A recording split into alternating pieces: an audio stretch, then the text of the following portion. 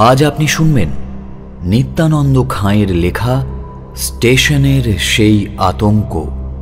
গল্প পাঠে নীল, অবনীবাবু, হিতেন গড়াই এবং স্টেশন মাস্টারের চরিত্রে আমি সায়ন। শিউলির ভূমিকায় রীতি। নতুন স্টেশন মাস্টারের চরিত্রে অপূর্ব। Promotional partner QuickFindOut.com। সমগ্র পরিচালনা এবং ধ্বনি পরিকল্পনা সায়ন।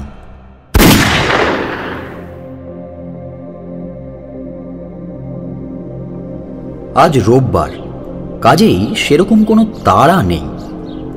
সকাল থেকেই মনে মনে ভেবে রেখেছি গত পরশু মেলোডি থেকে কেনা ভীমসেন যোশীর কালেকশনটা আজ শুনব।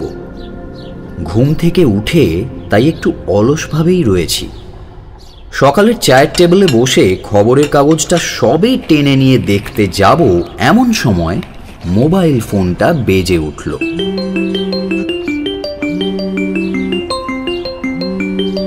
রিসিভ করতেই ওপাশ থেকে ভেসে এলো আগন্তুক পত্রিকার সম্পাদকের গলা।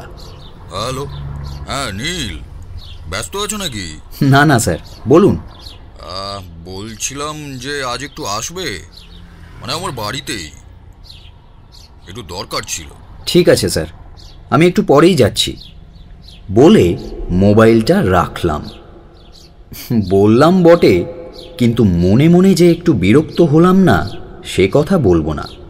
কি আর করা যাবে, নামকরা পত্রিকার সম্পাদক বলে কথা।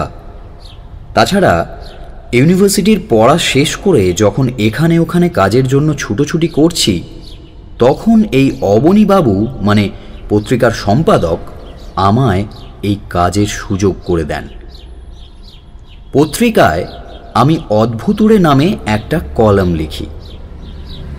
আমাদের চারপাশে ঘটতে থাকা অদ্ভুত বা অলৌকিক ঘটনা নিয়েই এই কলাম। কতকটা হয়তো আমার বেপরোয়া স্বভাবের জন্যই এই কাজে আমি সফল হয়েছি। সেই সুবাদে গত 2 বছরে বেশ কিছু আশ্চর্য অভিজ্ঞতাও হয়েছে। তবে লোকে যাকে ভূত বলে তার দেখা আমি এখনো পাইনি। এত কিছু সত্ত্বেও বলতে দ্বিধা নেই, এই কলমের জোরেই আগন্তুক পত্রিকার কাটতি গত 2 বছরের মধ্যে বেশ বেড়ে গেছে।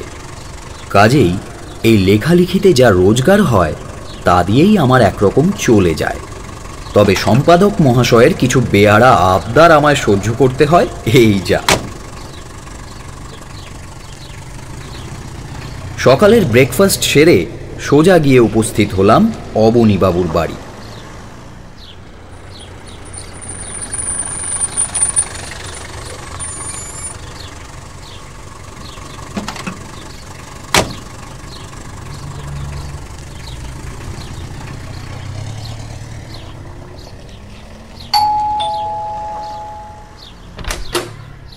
আমাকে দেখেই, আরে এসো এসো, তোমার জন্যই তো অপেক্ষা করছিলাম বলে ওনার স্টাডিতে নিয়ে গিয়ে আমায় বসতে দিলেন। কিছুক্ষণ এটা ওটা জিজ্ঞাসাবাদের পর বললেন, শোনো, একটা দারুণ খবর আছে। খবর যে একটা কিছু আছে সে আমি বেশ আঁচ করতে পেরেছিলাম। যাই হোক, আমিও একটু উৎসাহ নিয়েই বললাম, কি খবর স্যার? এ কথা শুনে অবনীবাবু একটু চাপা গলায় খানিকটা রহস্যের ভঙ্গিতে বললেন, ঝালদার নাম শুনেছ? হ্যাঁ, শুনবো না কেন, পুরুলিয়ার ঝালদা তো। একদম ঠিক। তা ওখানে কি তোমার যাতায়াত কিছু আছে নাকি? যাতায়াত ঠিক নয় স্যার, তবে আমার এক দুঃসম্পর্কের দাদা ঝালদা পঞ্চায়েতে কাজ করেন। বাড়ি যদিও পুরুলিয়াতে, সেই সুবাদেই দাদার অফিস দেখতে বেশ কয়েকবার ঝালদায় গেছি। আমার কথা শুনে অবনীবাবু যেন একটু নিশ্চিন্তই হলেন। বললেন, বাহ বাহ, বেশ বেশ, তবে তো আর কোনো চিন্তাই রইল না। আসল কথাটা এবার বলি শোনো। ঝালদার আগেই বেগুন কোদর নামে একটা স্টেশন পড়ে, জানো? এবার আমিও বেশ একটু উৎসাহ পেয়ে গেলাম। বললাম, ও মানে ওই ভুতুড়ে স্টেশনটা তো? হ্যাঁ হ্যাঁ জানি, এই তো 2009 সাল থেকে আবার সেখানে নাকি ট্রেন চলাচল শুরু হয়েছে, পেপারে দিয়েছিল। প্রায় 42 বছর পর আবার সেখানে এই প্রথম ট্রেন থামল। খুব সম্ভবত রাঁচি হাতিয়া প্যাসেঞ্জার। অবনীবাবুর মুখে প্রশংসার হাসি। একদম ঠিক বলেছ।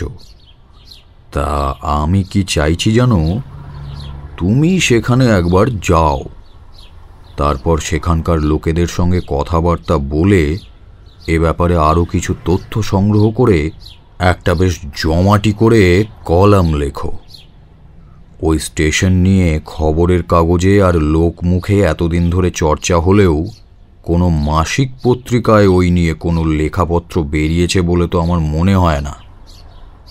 কাজেই এ বিষয়ে আমরাই পায়োনিয়ার হব। তুমি বরং আগামী শুক্রবারই রওনা হয়ে যাও, বুঝলে? আমি তোমার টিকিটের ব্যবস্থা ইতিমধ্যে করে দিচ্ছি।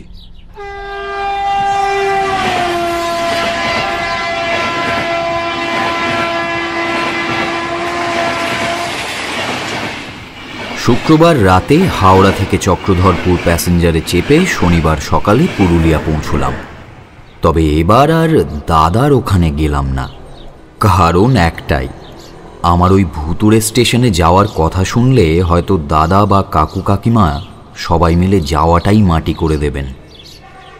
তাই ঠিক করলাম এবেলা একটা হোটেলে থেকে পুরুলিয়ার কাছে পিঠের জায়গাগুলো দেখব, তারপর বিকেলের ট্রেনে বেগুনকোদর গিয়ে কালকের দিনটা থেকে আবার রাতের ট্রেনে কলকাতা ফিরব। এই ছিল পরিকল্পনা। দুপুরের খাওয়াটা বাইরেই সারব, কাজেই হোটেলের রুমে ব্যাগ রেখে চোখে মুখে জল দিয়ে বেরিয়ে পড়লাম। সারা দিন ধরে সায়েন্স মিউজিয়াম, জেলা লাইব্রেরি এইসব ঘোরাঘুরির পর হোটেলের ভাড়া মিটিয়ে পুরুলিয়া থেকে বিকেলের ট্রেনে বেগুনকোদরের দিকে রওনা দিলাম। সচরাচর ট্রেন ঠিক মতোই চলে, তবে আজ একটু অন্য ঘটনা ঘটল। বিকেলের দিকে আদিবাসীরা কী কারণে যেন ট্রেন অবরোধ করেছিল, তাই কয়েক ঘন্টার রাস্তা পৌঁছতে লেগে গেল প্রায় 7 ঘন্টা।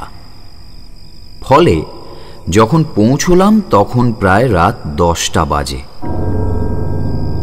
স্টেশনে নেমে দেখি আমি ছাড়া আর কোনো যাত্রী এখানে নামেনি। প্ল্যাটফর্ম সম্পূর্ণ নির্জন। কে জানে ঠিক জায়গায় নেমেছি তো? পেছনে ঘুরে খানিকটা এগিয়ে গিয়ে দেখি না, কোনো ভুল হয়নি। প্ল্যাটফর্মের একমাত্র পোস্টের আলোয় দেখলাম একটু দূরেই হলুদ বোর্ডে লেখা রয়েছে বেগুনকোদর। আর 7-5 না ভেবে আমি সোজা স্টেশন মাস্টারের ঘরের দিকে রওনা হলাম। কিন্তু সেখানে গিয়েও হতাশ হতে হলো। পাশাপাশি ঘরগুলোর কোনোটিতেই আলো জ্বলছে না। গেল কোথায় সব? রাতে কি তবে কোনো স্টেশন মাস্টার এখানে থাকে না? নিজের মনেই এসব বলাবলি করছি। বুঝলাম এর মধ্যে ডাকাডাকি করে কোনো লাভ হবে না। আশেপাশেও কোনো বাড়ির চিহ্ন পর্যন্ত নেই। অনেক দূরে জমাট বাঁধা জোনাকির মতো 4-5টা হলুদ আলো চোখে পড়ল। হয়তো 2-4 ঘর লোক রয়েছে ওখানে। এছাড়া চারপাশে বিস্তৃত মাঠ, মাঝে মাঝে মাটির ছোট ঢিবি আর তাল গাছ। ভীতু বা দুর্বল নার্ভের লোক আমি নই, কিন্তু এই স্টেশনে রাত কাটিয়ে দেওয়ার পরিকল্পনায় কিছুতেই আমার মন সায় দিল না। তার একটা বড় কারণ, এলাকার আশেপাশে দুষ্কৃতীদের বাড়াবাড়ির খবর প্রায়ই কাগজে পড়ি।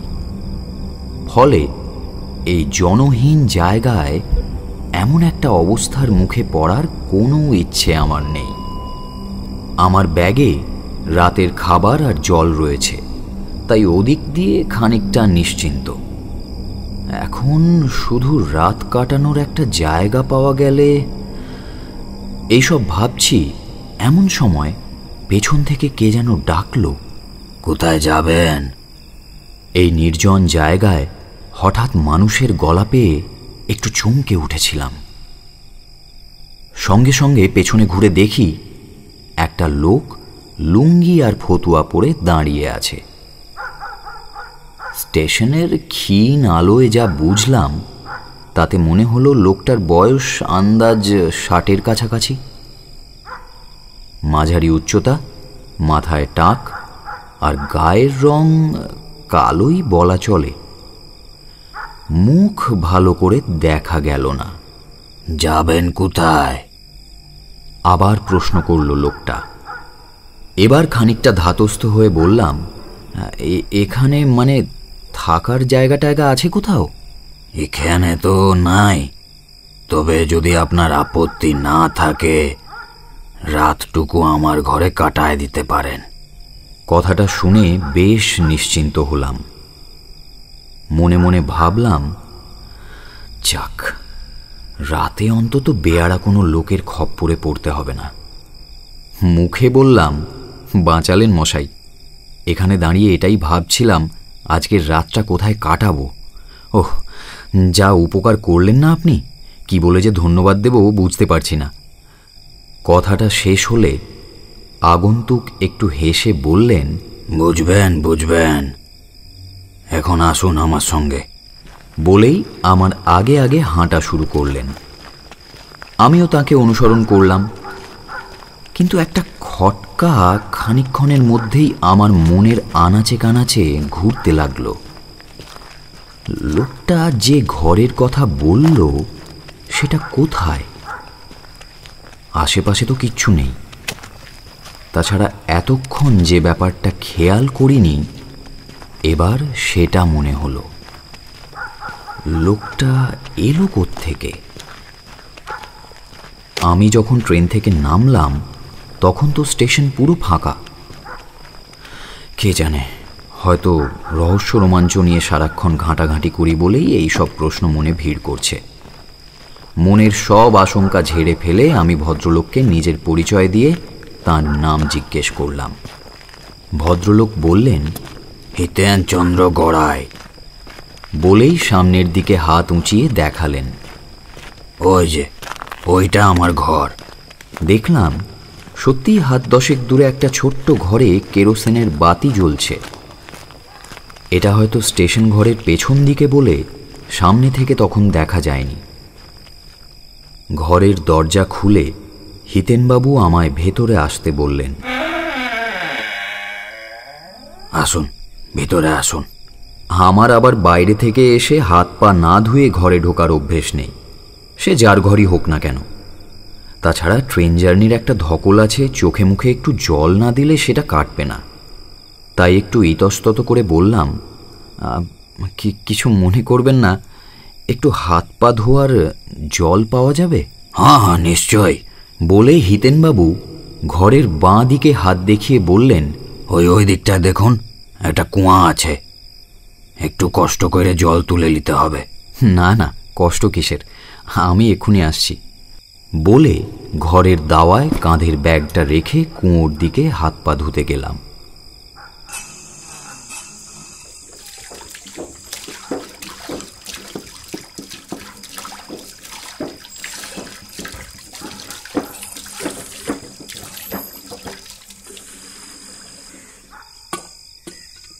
তারপর ফিরে এসে ব্যাগ থেকে তোয়ালে বের করে হাত পা মুছে ঘরে ঢুকলাম। ঘরের ভেতর আসবাব বলতে কিছুই নেই।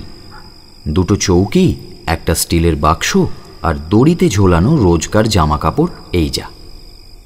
ঘরে ঢুকতেই ডান দিকে একটা ছোট্ট বেড়া দেওয়া ঘর বলে মনে হলো। রান্নাঘরটার হবে হয়তো। হিতেনবাবুকে জিজ্ঞেস করলাম, আপনার বাড়িতে আর কেউ নেই? না, আমি বিয়া করিনি, একলাই থাকি। স্টেশনবাবুর ভাই ফরমাস খেটে দিই, রান্না করে দিই, তাতেই আমার চলে যায়। এতক্ষণ পর আমার কথাটা মনে পড়ল। বললাম, আচ্ছা, এখানকার স্টেশন মাস্টারের দেখা পেলাম না তো, কোথাও গেছেন নাকি? শুনে হিতেনবাবু একটু হেসে বললেন, যাবেন আবার কোথায়? আমাদের কি কোথাও যাওয়ার জো আছে? আশপাশেই কোথাও আছে। এদিকটায় আবার চুরি ডাকাতি খুব বেড়েছে। স্টেশনের গুদামে মালপত্র থাকে তো, তাই হয়তো দেখাশোনা করতে গেছে। আচ্ছা, আপনি এই এত রাতে এইখানে এলেন কেন? হ্যাঁ, দুঃসময়ে যে মানুষ আমাদের উপকার করে অন্তত তার কাছে কিছু গোপন করা চলে না। অগত্যা আমিও সব খুলে বললাম। সব কিছু শুনে মুহূর্তের জন্য হিতেনবাবুর মুখ যেন কেমন গম্ভীর হয়ে গেল, কিন্তু তারপরেই তিনি মুখে বিনয়ী ভাব এনে বললেন, হ্যাঁ, দেখেন দেখি, কথায় কথায় আপনাকে খাওয়া দাওয়ার কথা বলতেই ভুলে গেছি। আরে না না হিতেনবাবু, আপনি ব্যস্ত হবেন না, রাতের খাবার আমার সঙ্গে রয়েছে, আমি খেয়ে নেব। আপনি বরং এই স্টেশনটা সম্পর্কে আমাকে কিছু বলুন। মানে এই স্টেশন নিয়ে যেসব ভুতুড়ে গল্প টল্প শোনা যায় সেগুলো কি সত্যি? কোনো এক মেয়ের প্রেতাত্মা নাকি রেল লাইনের ওপর হেঁটে বেড়ায়, আপনি দেখেছেন কখনো?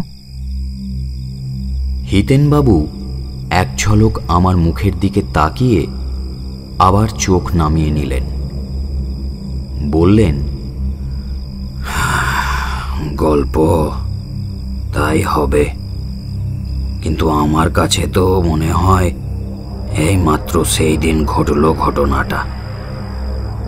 আমি যে নিজের চোখে ঘটতে দেখেছি, সে আজ থেকে প্রায় 40 বছর আগেকার কথা হবে।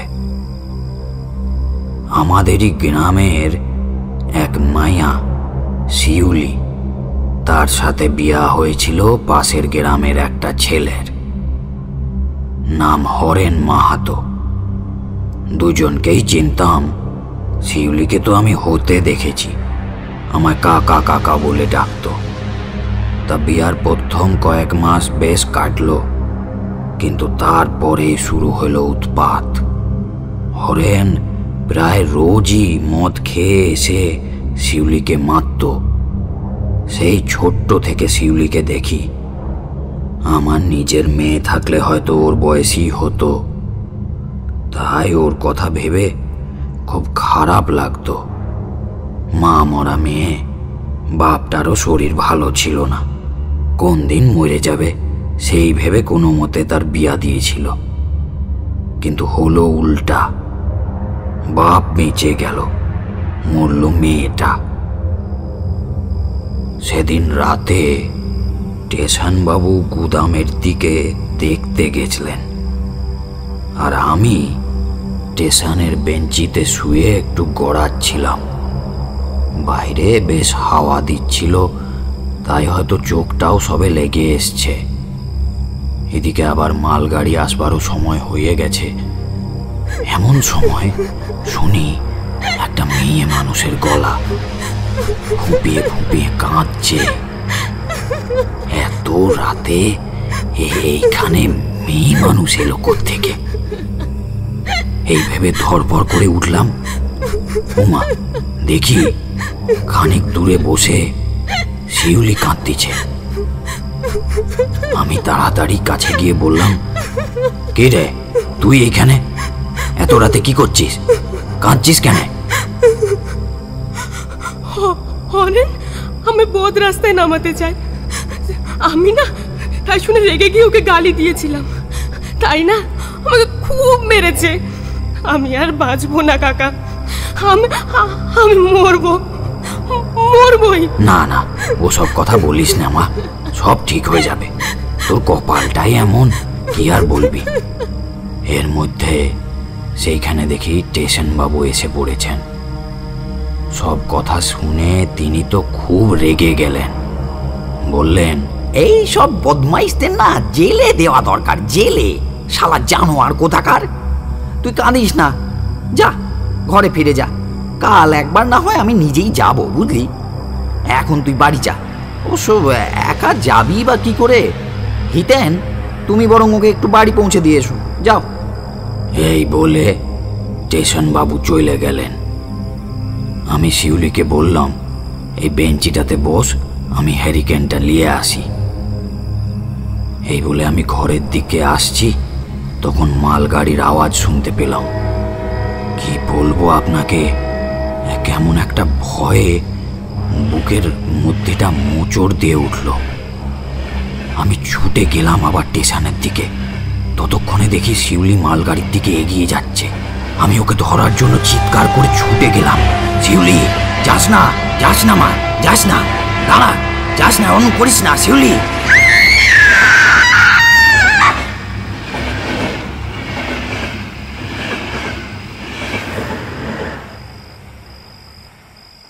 কথা ফুরাতে না ফুরাতেই সে এক ঝাঁপ মারল মালগাড়ির সামনে। তারপরে বিকট চিৎকার। ও ভগবান, সে কি দৃশ্য আপনাকে বলে বোঝাতে পারবো না। মালগাড়ির গায়ে তখন ওর সাদা শাড়ির ছেঁড়া টুকরাটা লেগে উড়ছে। হিতেনবাবুর এতটা বলা শেষ হয়েছে, ইতিমধ্যে কেরোসিনের বাতির ওই আলোয় পরিবেশটা যেন একটু থমথমে হয়ে উঠেছিল। হিতেনবাবুর বলার ভঙ্গিতেই হোক আর ট্রেন যাত্রার ক্লান্তিতেই হোক, আমার ভেতরটা কেমন যেন কুঁকড়ে আসছিল। এমন সময় ঘরের মধ্যে দেখলাম একটা কালো ছায়া লম্বাভাবে পড়েছে। হ্যাঁ, আমি একটু চমকে গিয়ে বাইরে তাকালাম। হিতেনবাবু চৌকি থেকে নেমে বাইরের দিকে তাকিয়ে হেসে বললেন, আরে আসেন স্টেশনবাবু, এই এনার সঙ্গেই একটু কথা বলছিলাম। বলতে বলতে ঘরের মধ্যে প্রায় হিতেনবাবুরই সমবয়সী একজন ভদ্রলোক প্রবেশ করলেন। তার পোশাক পরিচ্ছদ দেখে মনে হলো ইনি স্টেশন মাস্টার। ঘরে ঢুকেই ভদ্রলোক আমায় প্রতি নমস্কার করে বললেন, এত রাতে এখানে কি করছেন মশাই? হ্যাঁ, কি আর করি, আবার প্রথম থেকে সব কিছু বলতে হলো। এরপর দু এক কথার পরে স্টেশন মাস্টার হিতেনবাবুকে বললেন, হিতেন, চলো দেখি আজ আবার কি হয়। গাড়ির সময় তো হয়েই গেল, এসো। হিতেনবাবু আমায় বললেন, আসুন না, আপনিও চলুন আমাদের সঙ্গে। হিতেনবাবু আর স্টেশন মাস্টার স্টেশনের দিকে হাঁটতে শুরু করলেন। কোথায় যাচ্ছেন দুজনে এ কথা মনের মধ্যে ঘুরপাক খেলেও আমি প্রায় মন্ত্রমুগ্ধের মতো ওদেরকে অনুসরণ করলাম। স্টেশনে এসে দেখি কেউ কোথাও নেই। গেল কোথায় সব? দু একবার ডাকাডাকিও করলাম, হিতেনবাবু, হিতেনবাবু, কিন্তু কই, কারোর কোনো সাড়া শব্দ নেই। শুধু মালগাড়ি আসার একটা ক্ষীণ আওয়াজ এগিয়ে আসছে।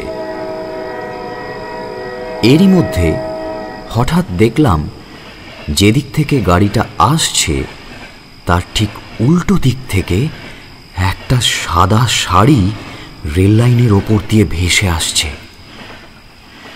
আমার কাছাকাছি আসতেই দেখলাম শাড়িটা যেন অদৃশ্য কোনো কিছুকে অবলম্বন করে জড়িয়ে ওপরে উঠে যাচ্ছে। কিছুক্ষণের মধ্যেই দেখলাম সেটা আর কিছুই নয়, একটা মেয়ের দেহ। অক্ষত দেহ নয়, ছিন্ন ভিন্ন দেহ। মাথাটাও এমনকি ঘাড়ের পেছনে ঝুলছে। ডান হাতের কনুইয়ের নিচের অংশ কোনো মতে চামড়ার সঙ্গে লেগে আছে, অথচ দেহটা সেভাবেই ভেসে যাচ্ছে আসন্ন মালগাড়ির দিকে। এই দৃশ্য দেখে আমি পাথর হয়ে গেলাম। মুহূর্তের মধ্যে আমার সব ধরনের জ্ঞান লোপ পেয়ে গেল। এটা কি বাস্তব না স্বপ্ন? শুধু বুঝতে পারলাম আমি চাইলেও আর জায়গা থেকে নড়তে পারছি না। আমার হৃৎপিণ্ড অসম্ভব জোরে লাফাতে শুরু করেছে, হয়তো এবার ফেটে যাবে। কিন্তু এরই মধ্যে আরও একটা দৃশ্য আমার বিস্ময়ের শেষ সীমাটুকু অতিক্রম করে গেল। দেখলাম কোথা থেকে স্টেশন মাস্টার আর হিতেনবাবু এসে দুজনে মিলে সেই দেহটাকে অনুসরণ করে চলেছেন এগিয়ে আসা সেই মালগাড়ির দিকে। মুহূর্তের মধ্যেই সশব্দে মালগাড়িটা ওদের তিনজনকেই ভেদ করে ছুটতে লাগলো। এইরকম দৃশ্য আর মালগাড়ির আওয়াজ সব মিলে আমার বাহ্য চেতনাকে গ্রাস করল। আমি সেখানেই মাটিতে লুটিয়ে পড়ে গেলাম। তারপর আর কিছুই মনে নেই।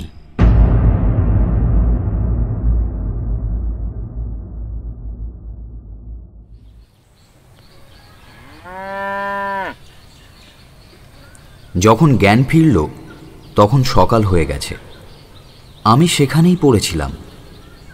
ধীরে ধীরে রাতের সব কথা মনে পড়ল, কিন্তু তখনও সব কিছু যেন গত রাতের এক ভয়ানক স্বপ্ন বলেই মনে হচ্ছিল। কোনো রকমে আমি উঠে আসতে আসতে হিতেনবাবুর বাড়ির দিকে রওনা হলাম। আশ্চর্য! বাড়ি কোথায়?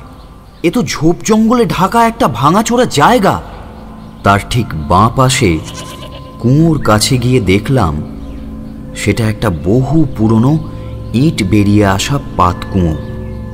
ভেতরে তাকিয়ে দেখি জলের নামমাত্রও নেই, আবর্জনার স্তূপ হয়ে রয়েছে। অথচ কাল রাতে আমার মাথাটা কেমন ঘুরতে লাগলো। কোনো মতে নিজেকে সামলে নিয়ে সেই কালকের ঘরের জায়গায় এসে দেখি খানিক দূরে আমার ব্যাগটা পড়ে আছে।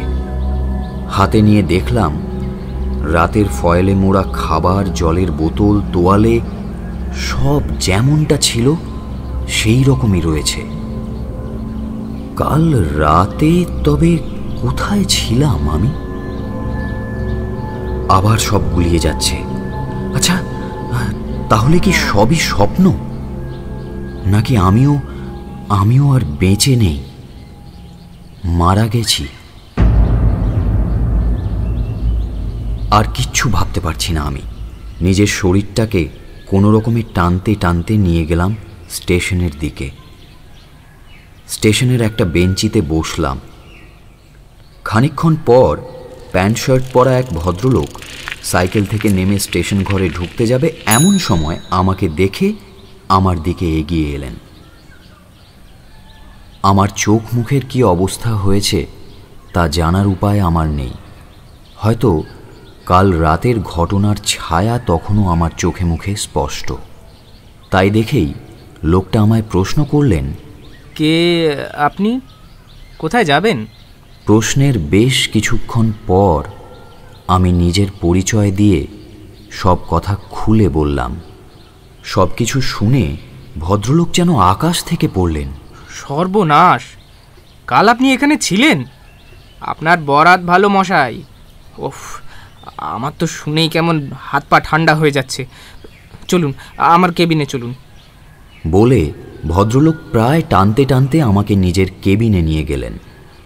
জানলাম এই ভদ্রলোকই এখনকার স্টেশন মাস্টার, নাম মনোজ রায়। তার মুখেই শুনলাম প্রায় বছর 40 আগে ওই মেয়েটি মারা যাওয়ার পর এখানে আরও দুজন মারা গিয়েছিল। একজনের নাম হিতেন গড়াই, আর একজন তখনকার স্টেশন মাস্টার। এরপর থেকে অনেকে ওই তিনজনকেই এই স্টেশনে রাতে ঘোরাফেরা করতে দেখে। এখানে রাতে কেউ থাকে না। আপনার ট্রেনটা কাল লেট করেছিল বলে আমিও চলে গিয়েছিলাম। মালগাড়ির ইঞ্জিন ড্রাইভারদের মধ্যে অনেকেই নাকি দেখেছে ওই মেয়েটার প্রেতাত্মার পেছনে ওই দুজন লোক ছুটে আসছে, যেন তারা মেয়েটাকে বাঁচাতে চায়। বহুদিন ধরে এরকম হয়ে আসছে। এই কারণে এতদিন ধরে এখানে রাতের দিকটায় কোনো ট্রেন থামতো না। যাই হোক, আমার বরাত যে ভালো সে কথার প্রমাণ আবারও পেলাম। মনোজবাবুর বদান্যতায় তাঁরই কোয়ার্টারে গিয়ে স্নান খাওয়া হলো। ভদ্রলোক সত্যিই অমায়িক, তার ওপর কলকাতার বাসিন্দা, চাকুরি সূত্রে এখানে রয়েছেন। তাই আমার প্রতি তাঁর সহানুভূতির কোনো ত্রুটি রইল না। সেখান থেকে বিকেলের ট্রেনে পুরুলিয়া পৌঁছলাম। তারপর রাতে চক্রধরপুর প্যাসেঞ্জারে চেপে সকালে সোজা ঘরের ছেলে ঘরে। পরদিন অফিসে আমার মুখে সমস্ত কিছু শুনে অবনীবাবু উদ্বেগ প্রকাশ করার চেয়েও খুশি হলেন বেশি। বললেন, কি দেখলে তো কেমন একটা রোমাঞ্চকর অভিজ্ঞতা হলো বলো? যাও, এবার কদিন তোমার ছুটি। বাড়িতে বসে ঠান্ডা মাথায় বেশ জম্পেশ করে একটা গপ্প লিখে ফেলো। তার এই কথায় কি বলবো সেটাই ভেবে না পেয়ে আমি অবনীবাবুর কাছ থেকে বিদায় নিয়ে দরজার দিকে পা বাড়ালাম। নীল কিন্তু আবার পিছু ডাক। মনে মনে একটা বিরক্তির ভাব এলো। দূর, ভাল লাগে না। আচ্ছা, বলছিলাম তুমি বিষ্ণুপুর গেছো কখনো? কোন বিষ্ণুপুর? কটা বিষ্ণুপুর আছে? বাঁকুড়ার বিষ্ণুপুরের কথা বলছি। না, মানে নদিয়াতেও তো একটা বিষ্ণুপুর আছে, তাই বলছিলাম। আমি ওনার মনের ভাব কিছুটা আঁচ করতে পেরে বললাম, দেখুন, ওই ভূত প্রেতের পেছনে আমি কিন্তু আর যেতে পারবো না। হ্যাঁ, আরে না না না না, ভূত প্রেত না, একটা পুঁথি, প্রায় 350 বছরের একটা পুঁথি পাওয়া গেছে ওখানে। এই আজকেই পেপারে দিয়েছে, ঠিকানাও দেওয়া আছে। পুরনো ঐতিহাসিক দলিল দস্তাবেজের প্রতি খুব কৌতূহল আমার। সেটা জেনেই অবনীবাবু টোপটা ফেললেন। বেশ বুঝতে পারছি। বললাম, তা কি করতে হবে আমায়? বিশেষ কিছুই না, তুমি সময় মতো কদিন পর সেখানে একবার ঘুরে এসো, বুঝলে? তারপর ওই একটা জমাটি আর্টিকেল, এই আর কি। সংক্ষেপে, আচ্ছা ঠিক আছে বলে আমি সবে দরজার দিকে ফিরব, এমন সময় অবনীবাবু স্বর একটু নামিয়ে বললেন, পুঁথিটার বিশেষত্ব কি জানো? ইতিমধ্যে রটে গেছে পুঁথিটা নাকি অপয়া।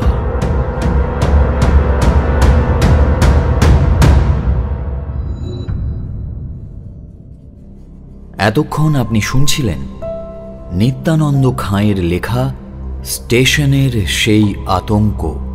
গল্প পাঠে নীল, অবনীবাবু, হিতেন গড়াই এবং স্টেশন মাস্টারের চরিত্রে আমি সায়ন। শিউলির ভূমিকায় রীতি। নতুন স্টেশন মাস্টারের চরিত্রে অপূর্ব। Promotional partner quickfindout.com। সমগ্র পরিচালনা এবং ধ্বনি পরিকল্পনা সায়ন। লেখক শ্রী নিত্যানন্দ খাঁকে জানাই আমাদের আন্তরিক কৃতজ্ঞতা আমাদের প্রয়াসে আমাদের পাশে থাকার জন্য। আগামী রবিবার আরও একটি নতুন গল্প নিয়ে হাজির হব আমরা। শুনতে থাকুন রেডিও মিলন 90.4 FM, আপনার মনের সাথী, মনের গান।